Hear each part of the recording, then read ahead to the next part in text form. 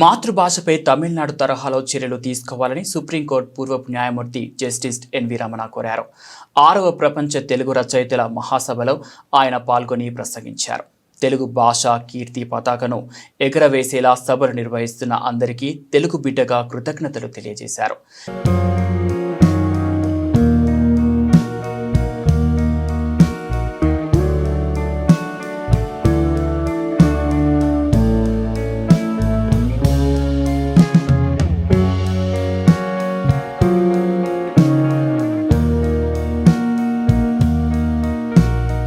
తెలుగు సాహిత్యం వైభవం గురించి అనర్గళంగా ఇక్కడ మాట్లాడారన్నారు.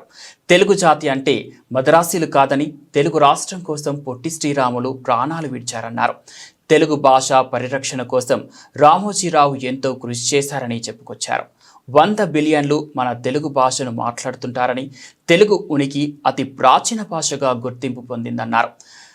పురాణాలు, ఇతిహాసాలు దాటి ప్రజల భాషగా తెలుగు భాష మారిందన్నారు. ఒక సంగీతం తరహాలో అందమైన భాష తెలుగు భాష అని కొనియాడారు. వ్యాపార రాజకీయ ప్రయోజనాలతో తెలుగు భాషను అణగదొక్కారని విమర్శించారు.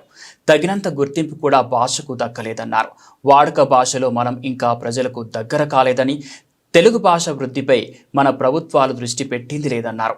చిరస్థాయిగా నిలిచే ఇతివృత్తాలతో, కథలతో, కవితలతో, వ్యాసాలతో, నాటకాలతో తదితర రచనలను ప్రేరణ ప్రోత్సాహం అందించేందుకు ప్రత్యేకించి యువతరం మిత్రులకు ఉపయోగపడే విధంగా, అదేవిధంగా తెలుగు సాహిత్యాన్ని ప్రపంచ భాషల్లోకి మార్చేటటువంటి అనువాద శక్తిని వారికి ఇచ్చే విధంగా వారికి దిశ నిర్దేశం చేసి విజయవంతం చేస్తారని చెప్పి ఆశిస్తూ ఈ సమావేశాలకు ఇచ్చేసినటువంటి మీ అందరికీ కూడా మరొకసారి కృతజ్ఞతలు తెలియజేస్తూ అర్థవంతమైనటువంటి చర్చలతోటి తెలుగు భాషను మరింత పరిపుష్టం చేస్తారని ఆశిస్తూ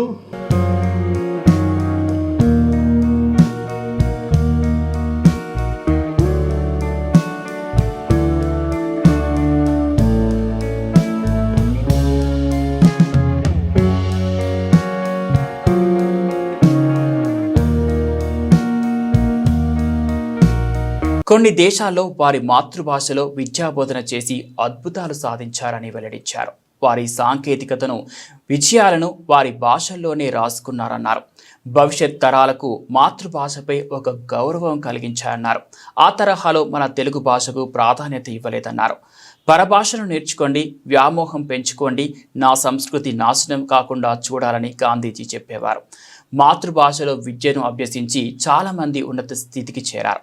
పెట్టుబడిదారులు ఇంగ్లీష్ భాష ఉంటేనే ఉద్యోగాలు అనే పరిస్థితి కల్పించారు.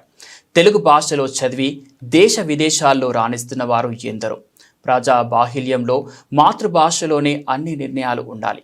ప్రభుత్వాలు కూడా తెలుగు భాషలోనే ఆదేశాల కాపీలు ఇచ్చే ఆలోచన చేయాలి. తెలుగు భాషా వైభవం వల్లే తెలుగు రాష్ట్రాలకు కీర్తి ఉంటుంది. మన ఆచార వ్యవహారాలు సక్రమంగా అమలు చేయాలి.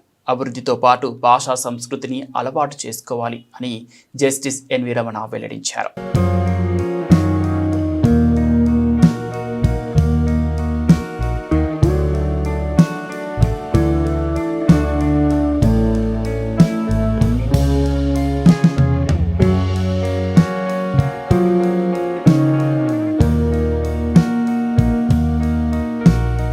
మాతృభాషపై మమకారం ఉన్న వారి వల్లే మన భాషకు గౌరవం దక్కుతుందన్నారు. ఎన్టీఆర్ వంటి వారి వల్ల మన భాషకు, మన తెలుగు వాళ్లకు గౌరవం పెరిగిందన్నారు. మానవ బంధాలతో కూడిన రచనలే కలకాలం ప్రజల్లో నిలుస్తాయని, కన్యాశుల్కం వంటి రచనలే ఇందుకు ఉదాహరణ అని తెలిపారు. ప్రభుత్వం ఇచ్చే అవార్డుల కన్నా సమాజాన్ని మేల్కొలిపే రచనలే మిన్నా అని తెలిపారు.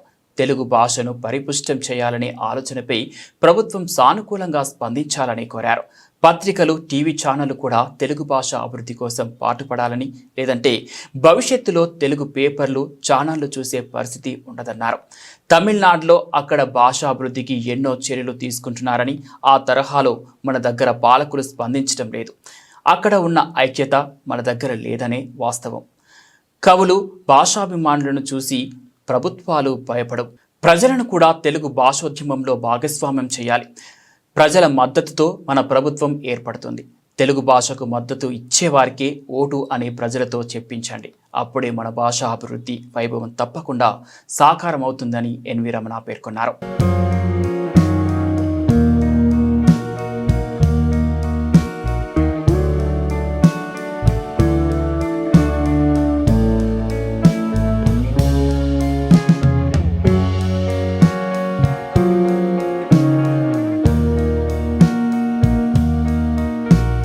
ఈ మహాసభల ద్వారా కవులు రచయితలకు ప్రోత్సాహం అందించాలని, వారికి భాషాభివృద్ధి కోసం పనిచేసేలా ప్రోత్సహించాలన్నారు. తెలుగువారి శక్తి, తెలుగువాడి నాడి వ్యాపించాలి. నేను కోరేది ఇంత అంటూ మహాకవి శ్రీ రచనలతో ఎన్వి రమణ తన ప్రసంగాన్ని ముగించారు.